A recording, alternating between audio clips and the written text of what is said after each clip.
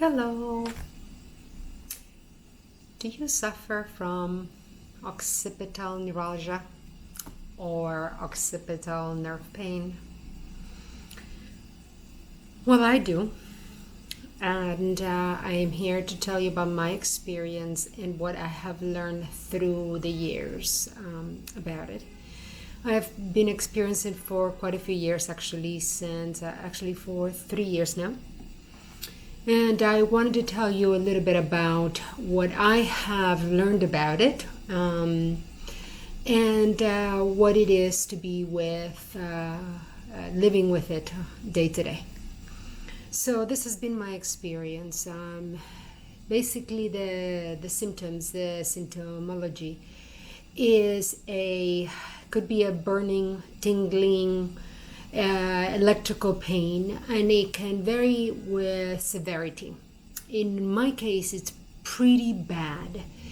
You see me sitting here, but I can actually feel my occipital nerve. I can tell you the location. Basically, it stems at the top of the spine, and it goes into your head. Is basically they're divided into. Now, this I actually had to look up because there are what's considered greater occipital nerve, lesser occipital nerve, and something called dorsal occipital nerve, which actually I have not encountered. I have injury of the greater and lesser occipital nerves. So basically from the stem of your spine, it breaks, or this is the way they have explained it to me. It divides from the right and the left side of your head. And it's a condition that can happen from medication, from a virus, from injury, as it happened to me, from different things.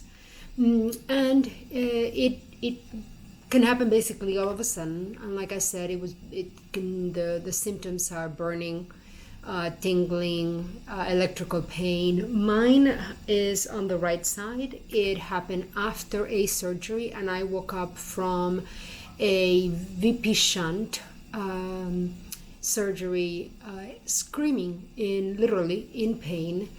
The pain stemmed basically behind my right ear, and it electrical pain all the way up. And since then, what has happened basically, I cannot wear glasses. I can't. It's the stem of the eyeglass. I can never remember the name. I cannot wear hats, so winters are difficult. I have a hard time when I shower washing the right side of my head. So basically what I do is I wash the left side and let it sort of run down. Haircuts are almost impossible. My hairdresser knows me well enough now that I get appointments at, his last appointment of the day. I think I've had either 2 or 3 appointments since my hair started growing out. I cry. I think sometimes it's harder for him than it is for me because he watches me cry throughout. I don't let them wash my hair. That's become too impossible. I cannot lie on the right side of my head. Even when I go outside, if it's a windy day, the wind just moving my hair is painful. So it's quite sensitive. When I go to see my pain specialist, sometimes he says, okay, tell me about the pain again. And where is it? And he goes to touch it. There is no actual, shall we say, x-ray. The diagnosis is basically a neurologist, a pain specialist, or a neurosurgeon going through the touching, the manipulation, and the feeling until they narrow down the possibilities. And so when the pain specialist touches certain areas, I jump and tears just start streaming. That's my case. There are much milder cases. The neurologists also basically say within the first year, the nerves usually calm down and this resolves. That has not been my case, but my case is unusual. There are 3 basic treatments for occipital neuralgia. One is medication, things like antidepressants, anticonvulsants, nerve pain relief, like gabapentin or Neurontin, depending how you call it. So those are certainly avenues that certainly help. You can put local cream if you are able to touch the area that contains lidocaine or ketamine. That can also alleviate the pain because it anesthetizes the area. So that's one form of treatment. That's probably what the doctors will try to go for first, as it's not severe, it's not intrusive, I should say. The second form of treatment is more intrusive, and that involves usually done by an anesthesiologist or a pain specialist, and that is a localized nerve block. And that can include steroids, it can include lidocaine, it can include any type of anesthesia. And that can last a month, can last longer. It can be very effective. In my case, it usually lasts about 4 or 5 days, and then the pain returns. I must say those are glorious 4 or 5 days, so sometimes I'll take it. I think I've had it done, I lose count, 3 or 4 times. Then there is what is called, there's a technical name, but basically they either freeze or burn the nerve, which is similar to a nerve block, just stronger. It is not permanent. So basically, as of right now, we are sort of increasing in from less intrusive to more intrusive. But I have done icing or burning. I believe it's icing the nerve. It felt like it was burning. It's the same sensation. I did not have a good experience. I must admit it was quite painful. Probably if you go for the if you try it, they will mention that even though it's a brief time, they will mention that it can be quite painful. The procedure is quite painful. At least it was at the time. Maybe by now it isn't. But just be aware of that. I did not have any relief whatsoever. My only relief was the actual anesthesia they give you, so it was just that afternoon. Some people have very good results with either icing or burning, freezing or burning the nerve. Stepping up, there's also so there's nerve block and an icing or freezing. And then you go into talking with an actual neurosurgeon, and now we're talking into more surgical procedures. So that would be sort of the third category. When you get into this, there is the avenue of a neurotransmitter. It's like I believe it's called a TENS. It's sort of similar to that, TENS. Basically what they do is first they put in a small one, a temporary transmitter to see if this will work with you. I've not had this done, by the way. And so it's battery operated, and you get it, I've looked into this. I've talked to a neurosurgeon, very specialized into this. And you get it into the nerve under complete anesthesia, and I'm not sure that this one is local or complete anesthesia. I apologize.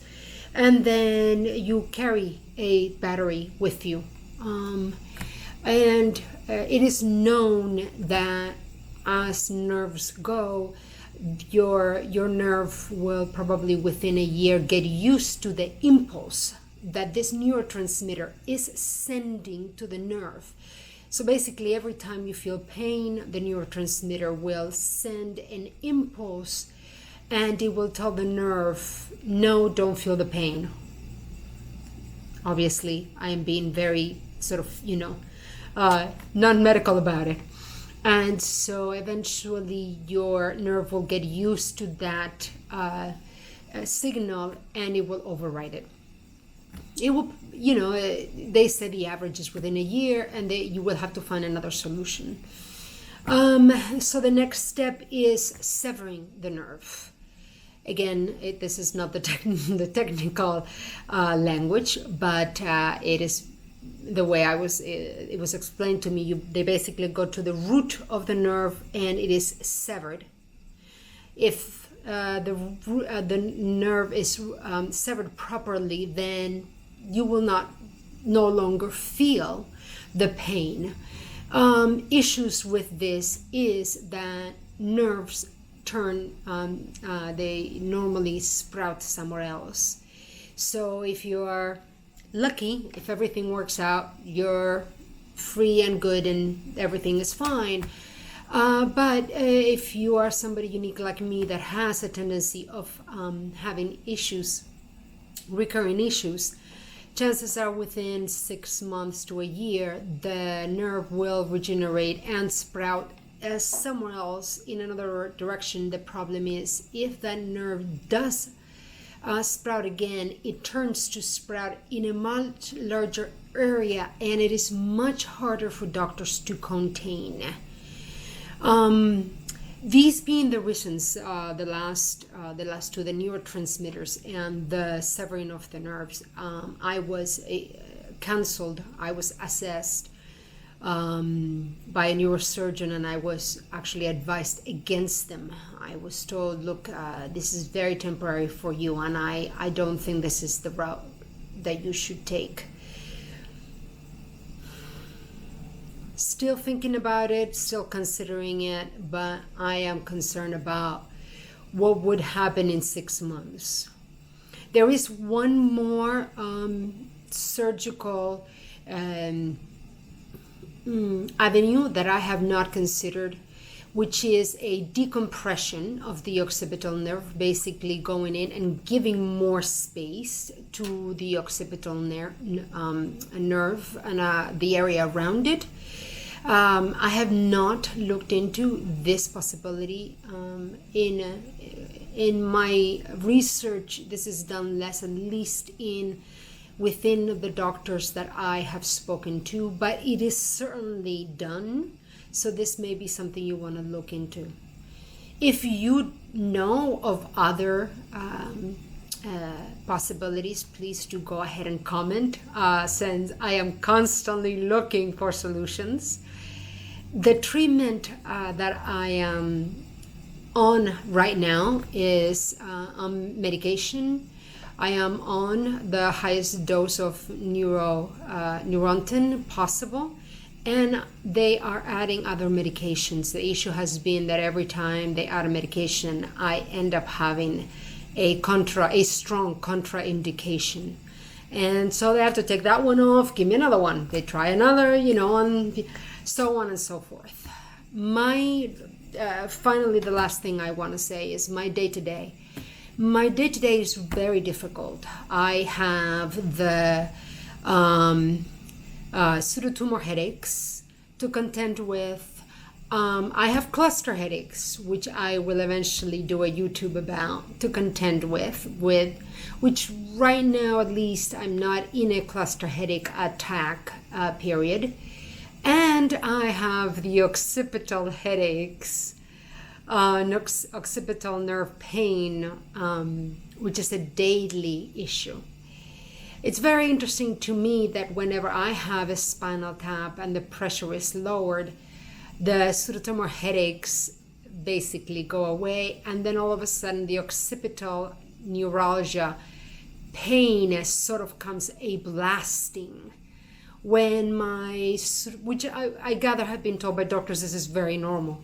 when my pseudotumor headaches are the primordial headaches and my pressure is high, the occipital neuralgia pain is there. It's extremely annoying, but it only compounds. It is not the primal pain that I deal with, which actually really tells you how bad the pseudotumor headaches are.